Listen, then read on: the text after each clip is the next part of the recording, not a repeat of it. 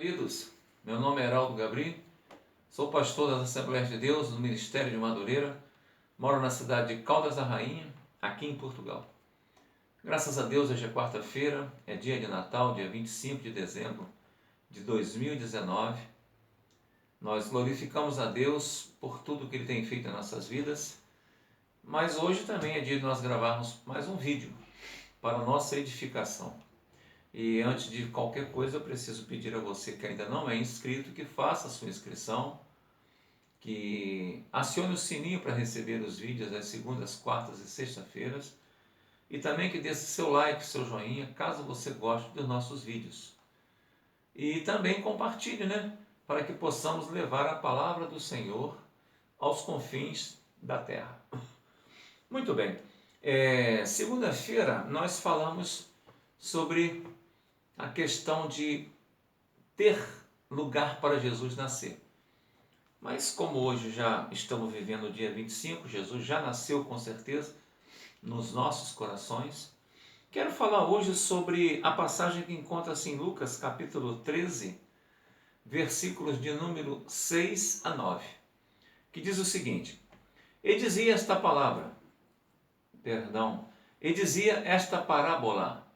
Um certo homem tinha uma figueira plantada na sua vinha e foi procurar nela fruto, não o achando. E disse ao vinhateiro: eis que há 3 anos venho procurar fruto nessa figueira e não o acho. Corta, porque ocupa ainda a terra inutilmente. E respondendo ele, no caso o vinhateiro, disse-lhe: Senhor, deixa ainda este ano, até que eu a escave e a esterque. E se der fruto, ficará. Se não, depois a mandarás cortar. Palavra interessante, queridos. Palavra interessante porque a Bíblia, ela nos compara como árvores. A Bíblia, volta e meia, nos compara como árvores. O Salmo fala que nós somos árvores plantadas aos ribeiros. Como árvores plantadas ao ribeiro. Apocalipse também nos fala, lá nos profetas maiores também nos fala. E aqui nós vemos uma passagem que Jesus cura um cego de nascença, e esse cego, após ser tocado pela primeira vez por Jesus para curar a cegueira, ele passou a ver as pessoas como árvores. Então, a palavra nos leva a ser comparado a árvores. É claro que toda árvore tem que dar o seu fruto. Ainda que o seu fruto não seja próprio para consumo, ou que seja um fruto miudinho, mas um tipo de fruto ela dá. Mas é interessante que essa passagem aqui, essa parábola que o Senhor Jesus usa, já há 3 anos o dono daquela terra, daquela herdada ali, há 3 anos ele vinha observando uma certa figueira, e há 3 anos ela não dava frutos. E ele, perdendo a paciência, mandou que a cortasse. Para que uma árvore inútil? E automaticamente a pessoa que cuidava daquilo ali, o vinhateiro, falou o seguinte: não, deixa esse tempo ainda. Perdão, eu vou cuidar dela, eu vou escavar em volta, eu vou botar um adubo. E se ela não der fruto, aí o senhor manda cortar. Mas deixa eu fazer uma última tentativa. Muito bem, queridos. E o título do nosso vídeo hoje é simples: que tipo de árvore você representaria? É uma pergunta que eu vos faço, e enquanto nós vamos falando sobre essa palavra, um vídeo não muito longo, eu quero que você raciocine comigo. Que tipo de árvore você tem sido no jardim plantado por Deus?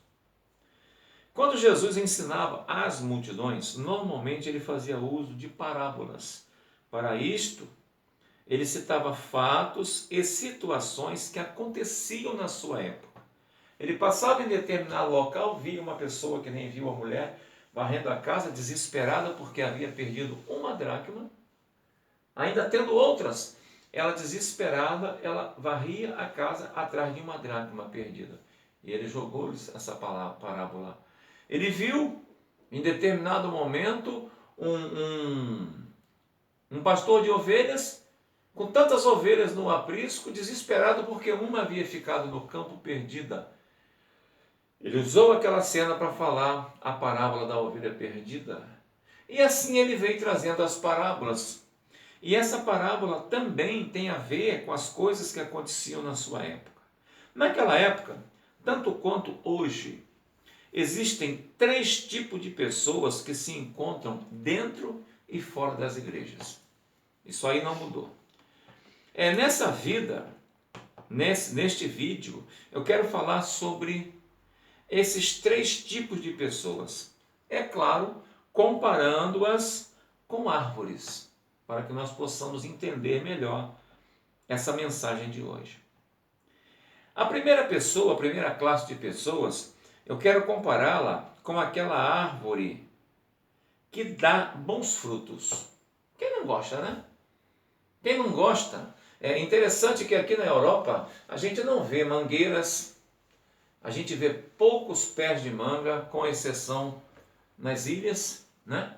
Funchal, Madeira, mas aqui no continente a gente vê poucos pés de banana, a gente não vê coqueiros, pouquíssimos pés de mamão, eu ainda não vi nenhum rodando aqui na Europa, principalmente aqui em Portugal, mas nós vemos outras árvores e é gostoso, salta aos olhos. Você passa por uma árvore em um determinado tempo, ela está nua, sem um galho, sem uma folha, sem nada.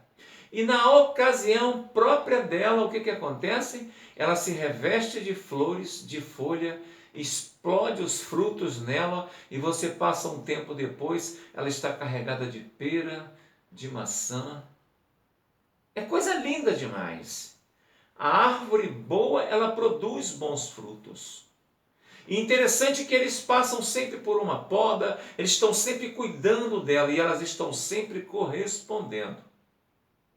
Então, o crente, a primeira classe de pessoas que eu quero falar, são essas pessoas que dão bons frutos. Não é só em igreja, não. Uma fábrica tem funcionários de todo tipo. Tem um funcionário também que dá bom fruto, boa produção. É um funcionário que não é preciso ser chamado a atenção, não tem o seu cartão suspenso, porque ele também é uma boa árvore. Então, essa boa árvore, tais pessoas comportam-se como os ensinamentos de Cristo, deixando enraigar em seu coração a semente da palavra de Deus, produzindo os frutos de amor, de misericórdia, de fidelidade, de paz e bondade, que são percebidos por todos. Você passa numa estrada, você aqui em Portugal principalmente, você passa numa rodovia e você vê extensões enormes, onde você olha, a sua vista alcança até onde perde a sua vista, tudo frutas, maçãs, uvas, peras, a coisa riquíssima. Por quê? Porque são árvores que no momento certo dão os seus bons frutos. Tá? A segunda classe de pessoa que eu quero falar são aquelas pessoas que é segundo Mateus 7,17. Eu vou ler rapidinho, só para você ter uma ideia. Ele vem falando sobre os falsos profetas. Ele fala no 15: acautelai-vos, porém, dos falsos profetas, que vêm até vós disfarçados em ovelhas, mas interiormente são todos lobos devoradores. Pelos seus frutos os conhecerão. Colhem-se uvas dos espinheiros ou figos dos abrolhos? E no verso 7 Jesus completa: do mesmo modo, toda árvore boa produz bom fruto, e toda árvore má produz frutos maus. Sinceramente, quem gostaria de no seu pomar ter uma árvore que o fruto dela sempre é minguado, azedo, cheio de bichos? Por mais que você cuide, por mais que você esterque ela, que você adube, por mais que você pode, por mais que você molhe, o que você vê? Frutos de péssima qualidade.